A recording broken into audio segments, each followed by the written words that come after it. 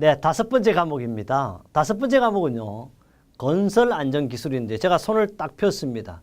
제가 그 1과목에서 이런 얘기 했습니다. 우리 무제 운동에서 오지 운동할 때 이 작은 손가락, 마지막 손가락은요, 필요 없을 것 같지만 반드시 뭐 하는 거다? 확인하는 겁니다. 그래서 5과목은요, 다른 과목도 마찬가지야. 만점 받기가 그래도 가장 쉬운 것이 바로 5과목 되겠습니다. 그럼 만점으로 향해서 가보겠습니다. 81번인데요. 다음 공사 규모를 가진 사업장 중 유해 위험 방지 계획서를 제출해야 할 대상 사업장은 건데, 우리 유해 위험 방지 계획서는요, 어떤 내용을 하면 최대 지강 길이가 40이 아니라 얼마? 50m 이상인 교량 건설 공장을 제출해야 되죠. 또 연면적이 4천이 아니고 5천이죠. 연면적이 다 5천이에요. 연면적이 6,000m의 자성인 지하도 상가니까 얘는 어떻게 5천이 넘으니까 답은 4번인데요. 특히 이 유해 위험 방지 계획서 제출 대상 건설 공사는요, 6가지가 있는데 여기는 사실 이 문제는 5과목에도 나오지만 우리 2과목 인간공학 및 시스템 안전공학에도 오히려 출제가 더 많이 되는 문제죠. 이 문제는 그래서 2-124쪽에 있어요. 또 이 문제는 실기 어디에서요? 필답형에도 잘 나오는 문제고요. 또 2017년을 보세요. 8월 20일 여러분과 함께 기사에도 출제된 문제가 되겠습니다. 82번 보겠습니다. 82번은요. 다음 건설업 산업안전관리비 계상 및 사용 기준에 적용에 관한 사항이다. 다음 빈칸에 들어갈 내용을 옳은 것은 했어요. 이 고시는 산업재해보상보험법 제6조에 따라 산업재해보상보험 적용을 받는 공사 중 총 공사금 얼마? 바로 4천만 원 이상인 공사부터 적용이 되죠.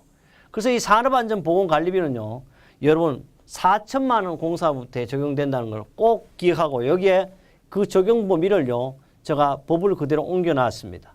단 여기서 4천만 원이라는 이상인 공사는 이 문제는 그대로 필답형 실기시험에도 나오는 문제가 되겠습니다. 이 내용은요, 우리 건설업 산업안전 계상 및 사용기준 3조에도 나와 있고요. 이 내용은 사실 우리 고시는 2017년 2월 17일부터 사실 적용된 문제이기도 합니다. 이걸 왜 이렇게 얘기하냐면요, 아직도 다른 교재, 이상한 교재들은요, 이게 적용되지 않은 거, 2016년 거도 적용되지 않는 것들이 상당히 많다는 거. 우리 교재는요, 2018년 여러분 시험에 맞게 2018년 기준으로 모든 내용을 수정, 해설을 해서 백과사전식으로 만들어 두었습니다. 83번입니다. 굴착공사예요. 표준 안전 작업 지침에 따른 인력 굴착입니다. 사람으로 굴착하는 작업 시 굴착면의 높이가 계단식 굴착을 할 때 쏟아는 폭은 수평 거리를 얼마 정도 해야 하는가? 무조건 이것은 2m를 기준으로 하고 있습니다. 그래서 절토시 안전규정은 붕괴 위험이 있는 장소에서 작업을 하면 안 된다는 거고요. 상부와 하부 동시 작업을 금지해야 하나 부득이한 경우는 당 강목의 요 밑에 내용을 따라야 한답니다. 견고한 낙하물이나 방어시설을 설치해야 되고요. 또 부석 제거입니다. 작은 돌이나 돌멩이들 다 제거하고 작업 장소에 불필요한 기계 등을 방치를 금지하고 신호수라든지 담당자를 배치하고 여기 나와 있어. 우리가 굴착면으로 높은 경우에는 굴착면 높은 경우에는 계단식으로 굴착하고 쏟아는 폭은 수평거리 얼마? 2m 정도로 해야 된다는 걸 꼭 기억합니다. 사면 경사 1:1 이하이면 굴착면이 2m 이상일 경우는 안전대 등을 착용하고 작업해야 하고 부석이나 붕괴하기 쉬운 집안은 반드시 적절한 보강 조치를 해야 합니다. 이것은요, 우리 교재 6-40종 문제 20번으로도 잘 나와 있습니다. 이것은 법을 여러분 정보 제공 굴착공사 표준안전지침 제7조 절토라는 내용으로 나와 있습니다. 84번입니다. 방망어 정기시험은 사용 개시 후 몇 년 이내로 한다. 이거는 수없이 많이 했어요. 방망어 정기시험은 반드시 사용 개시 후 1년 이내에 시험을 해야 되죠. 그래서 방망어 정기시험은 사용 개시 후 1년 이내를 하고 그 후 얼마? 6개월마다 1회씩 정기적으로 시험 용사에 대해서 무슨 시험? 등속 인장 시험. 6개월마다 또는 등속 인장 시험. 요 내용으로도 시험 문제가 들어 있습니다. 그 다음에 다만 사용상대 비슷한 다수의 방망이 시험 용사에 대해 무작위 몇 개? 5개 이상을 인장 시험에 해서 다른 방법에 대해서도 등속 인장 시험을 어떻게 생략할 수가 있습니다. 85번입니다. 지내력 시험을 통하여 요 내용이요. 다음과 같은 하중 치마량 곡선을 얻었을 때 장기 하중에 대한 허용 지내력도로 옳은 것은 건데 장기 하중에 대한 것은요. 허용 지내력도 곱하기 얼마 하냐 하면 허용 지내력도는 단기 하중에 대한 것은요. 실험 여기 나와 있는 치마량에다가 곱하기 2분의 1을 하면 돼. 얼마예요? 그럼 여기가 꺾여가서 여기가 10이니까 12 곱하기 2분의 1을 하니까 얼마? 바로 6이 되는 거죠. 그 답은 쉽게 1에 나오고요. 요것은 여러분 기사에도 나오고 요거는 건설안전 기사에도 잘 나오는 문제들. 왜? 지금 5과목은요. 건설안전이나 산업안전은 모두 다 어떻게 공통되는 과목 되겠습니다. 86번 보겠습니다. 86번은요. 하루 평균 4도씨예요. 벌써 보여요. 답이 4도씨 이하로 될 것이 예상되는 기상조건. 낮에도 콘크리트가 동계를 우리가 있는 경우에 사용되는 뭐야? 겨울이 뭐야? 추울 한중 콘크리트다. 간단하게 찾을 수 있고 이거는 한중 콘크리트는 4도씨 이하 기온에 합당한 시공을 해야 됩니다. 그러니까 반드시 우리는 추울 때 4도씨 이하에서 할 수 있는 게 바로 뭐다? 한중 콘크리트가 되겠습니다. 87번입니다. 거푸집 해체 작업 시 일반적인 안전수칙과 거리가 먼 것을 했어요. 첫째, 거푸집 동바리는 해체할 때는 작업 책임자를 선임해야 되고요. 2번, 해체한 거푸집 재료를 올리거나 넣을 때는 달줄이나 당연히 달포대를 사용하죠. 보미치나 또는 슬라브 거푸집을 해체할 때는 동시에 해체해야 한다. 어떻게? 반드시 동시에 하면 이제 보미과 슬라브를 어떻게? 동시에 하면 어떻게 되겠어요? 완전히 뒤죽박죽 되고 안 되죠. 반드시 이거는 어떻게? 거푸집 해체 기간을 또 준수해야 돼요. 답은 3번이 되겠습니다. 거푸집 해체가 곤란할 경우 구조체에 무리한 충격이나 지렛대 등을 사용을 금하여야 한다는 거.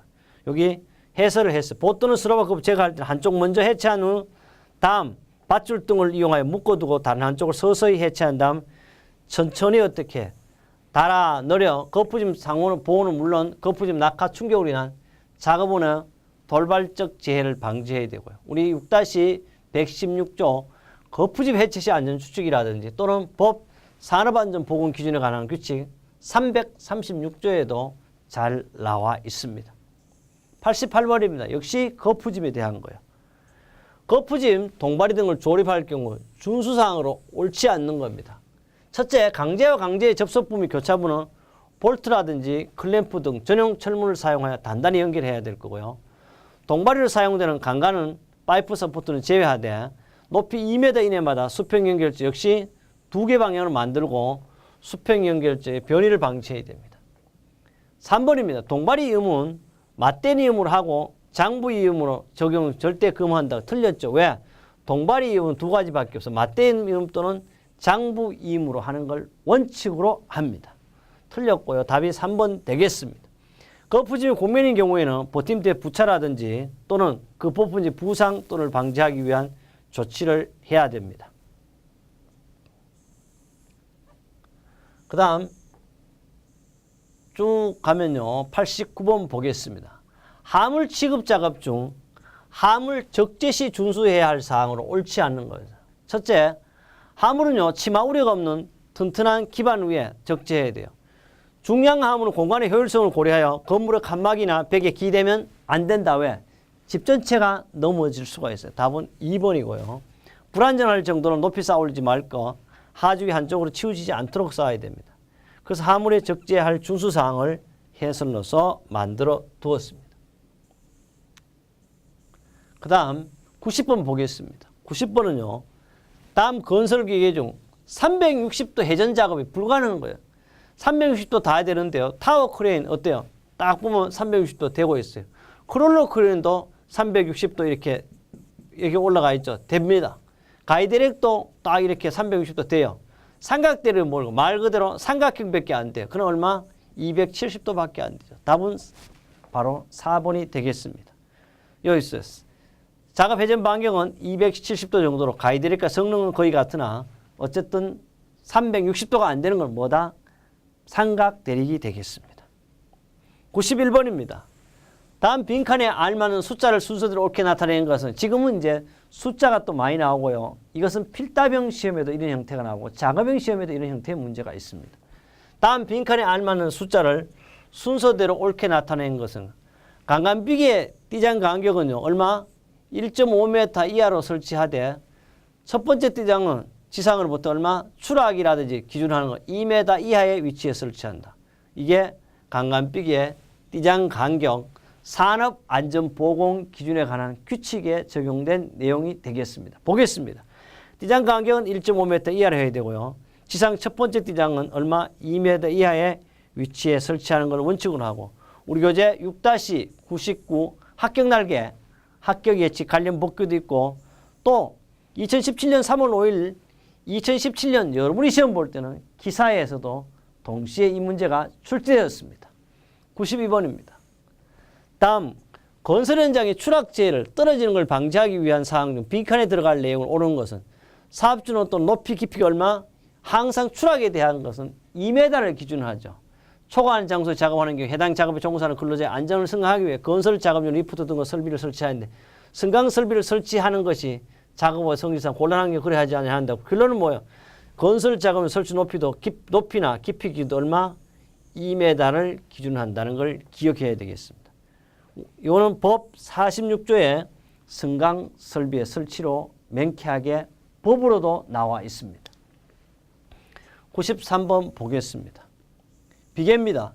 비계는요, 단간비계 또는 달대비계, 말비계 등이 있는데요.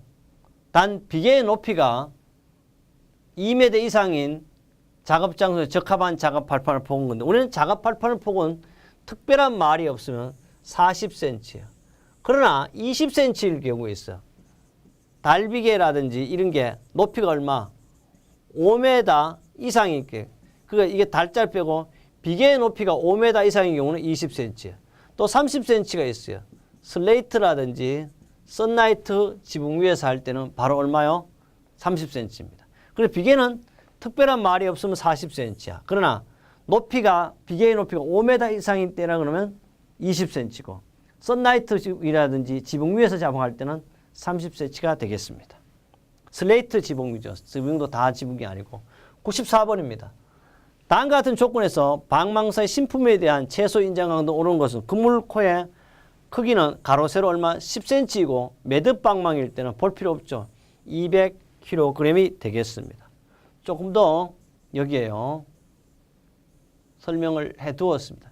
방망사에 대한 신품의 인정 강도는 그물코가 10cm일 것은 매듭 없는 것은 240, 매듭 방망은 200인데 주로 항상 나오는 게 매듭 방망에 대해서 나오고 있습니다.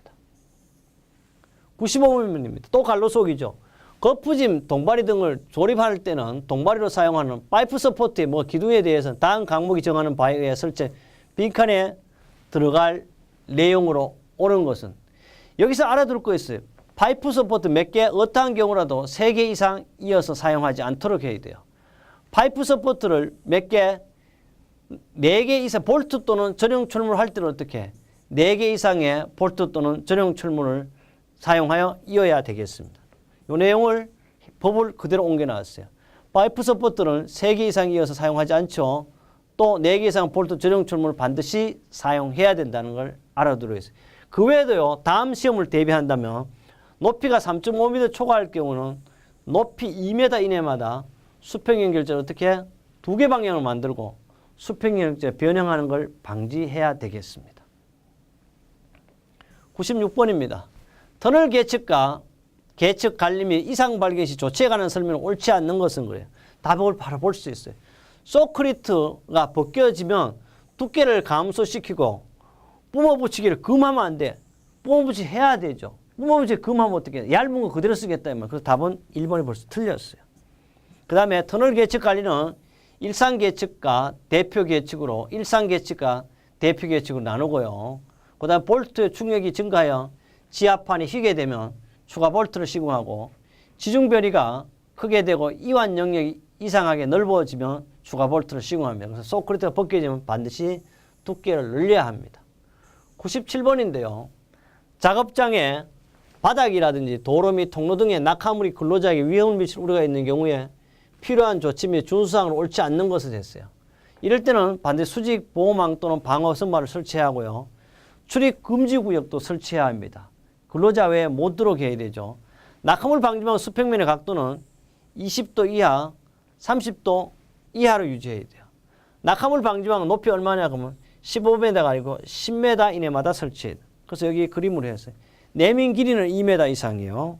그물코는 가로 세로 10cm 이하로 해야 되고 방망이 설치가 20에서 30도고요. 반드시 높이는 얼마? 10m 이내라는 거 알아두고 여기에서요. 내민 길이 2m 이거는 바깥면이라고 말하면 얼마? 3m라는 것도 있는 걸 알아두고 이거는 외부면 또는 바깥면이라고 명쾌하게 나와 있습니다. 이것은 법 14조에도 잘 정의되어 있습니다. 98번입니다. 앞뒤에 차륜이 이축이 이륜이에요. 각각의 차축 위에 평행으로 배치된 것으로 차력이라든지 점송토 등의 두꺼운 을 다짐하는데 적당하나 단단한 각재를 다진 데는 부족하다고 한다 그래서 그럼 무슨 알아도 단단한 각재는 부족 단단한 걸 내는 거 어떨까? 알아들을게.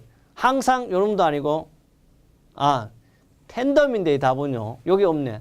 요게 있어요. 태핑이라는 거. 태핑 롤러는요.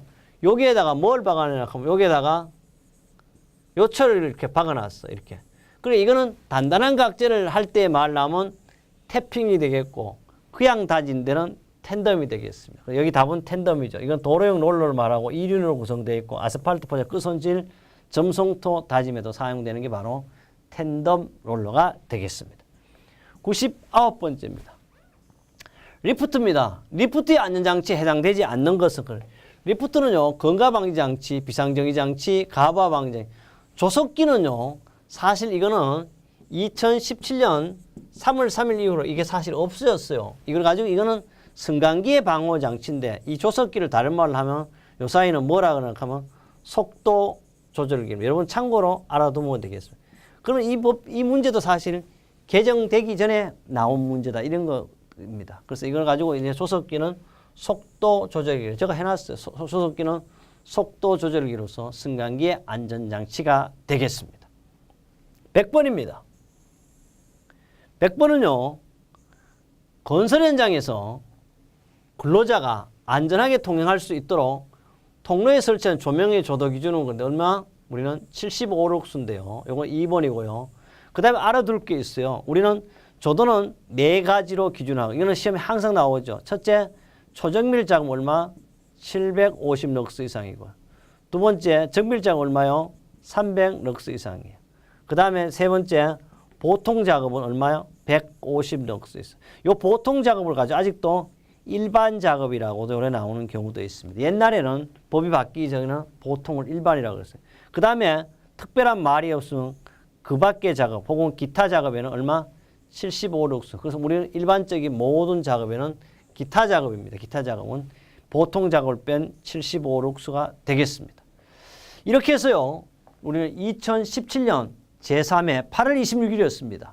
산업안전 산업기사 문제 1번부터 100번까지를 여러분과 함께 했습니다. 여러분 틀림없이 2018년, 19년, 2020년, 2030년에도 보시는 분마다 안전하게 합격할 수가 있습니다. 다음 강의에도요. 새로운 내용이 있다면 여러분의 안전 합격을 위해서 제가 함께 하겠습니다.